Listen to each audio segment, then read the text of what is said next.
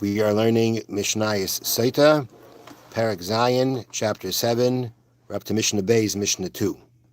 Now, the first Mishnah that we did on Friday spoke about the things that can be recited in any language. It doesn't have to be specifically in Hebrew. It can be in another language, as long as you understand that other language. Now, the Mishnah is going to talk about Ve'elu ne'emar b'lashon kodesh. These are the things that have to be said in the Hebrew language. They have to be said in this language. And the Mishnah is going to list the examples. The next Mishnayos are going to talk more about each one a little bit more. But right now, we just have the basic list of the things that have to be said in Lashon Kodesh in Hebrew. The first one is Mikra Bikurim. When a person brings their Bikurim, the Torah says we have to bring the first ripened fruits to the Beis HaMikdash. The Torah describes how the fruits are brought in a basket, given to the Kohen, put down in front of the altar, in front of the Mizbeach, and there is a declaration. The person bringing the Bikurim says, thanking Hashem for taking the Jewish people out of Mitzrayim, giving them Eretz Yisrael, and now he has these fruits of Eretz Yisrael. So that's the first. Next is Chalitza. Chalitza is where a man dies without children. There's a mitzvah of Yibum for the brothers and one of the brothers to marry the wife of their deceased brother. If any of them, she's not allowed to marry anybody else until they either do. She cannot marry anybody else. They have a mitzvah to do Yibum. If they decide not to do Yibum, they do Chalitza. Now the Torah says by Chalitza. Let me just read you here quickly how how they lay it out. So the ceremony is described in the Chumash. The widow comes before the court and says, this is what we say that it has to be said in Hebrew. These are the things we're referring to. So the Torah says that she says, I'm reading in English, my brother-in-law refused to establish his brother's name in Israel.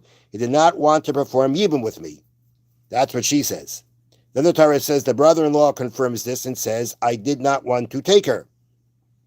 Then she takes off his shoes, spits on the ground in front of him, and says, so is done to the man who will not build his brother's house. So all these statements, the woman's statements, the brother-in-law statements, all have to be said in Hebrew. Next, brachas uklalis, the blessings and the curses.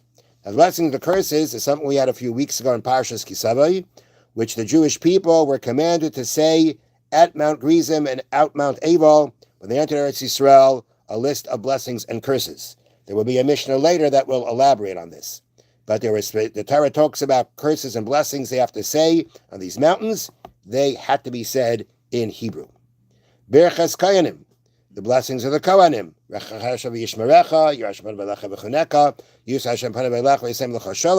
That a Kohen has a mitzvah to bless the Jewish people with. It has to be said in Hebrew. Uberchas Kohen Gadol, the bracha of the Kohen Gadol. The bracha of the Kohen Gadol is that on Yom Kippur, as a part of the Kohen Gadol's service in the temple on Yom Kippur, I'm going to hear from the notes, he read passages from the Torah and recited 8 blessings. He has a special reading of the Torah that he does, that he made a number of brachas. This will then be described in a later Mishnah, and everything there had to be said in Hebrew. Uparashas HaMelech, and the portion of the king. This is talking about something we just read in this week's parsha, the mitzvah of Hakel, when everyone has to be gathered together in the Shemitah year when they're in by the Beis HaMikdash for Sukkot. And at the end of Sukkot, when everybody, meaning men and women, children, have to be present at Hakel when the king reads from the Torah. And there again, this had to be done in Hebrew. Ufarashas Egla Arufa, or the portion of Egla Arufa. So again, I'm going to read to you here from the notes.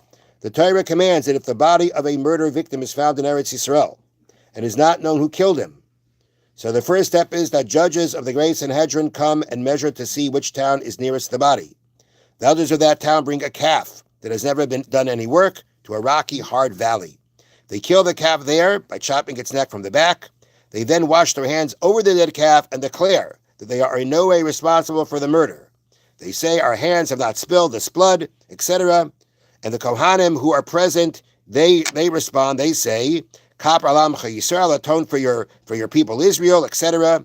And all these verses all these things that are said have to be said in Hebrew. Umashuach Melchama B'Shar Shemedaber El Ha'am. And the kohen that is called the one anointed for war, when he speaks to the people, also has to speak to them in the Hebrew language. When the army of the Jewish people went to war, especially appointed kohen would say the following passage to them: "Hear, O Israel, you are coming near to battle against your enemies. Let your heart not be faint," etc. The kind of talk that he gives to them. This speech has to be said in Hebrew. And like I said before, a lot of these things that we're listing here will be elaborated on more in future Mishnayos. Have a wonderful day. A good Tavach. Shavua Tov. Thank you, Rabbi.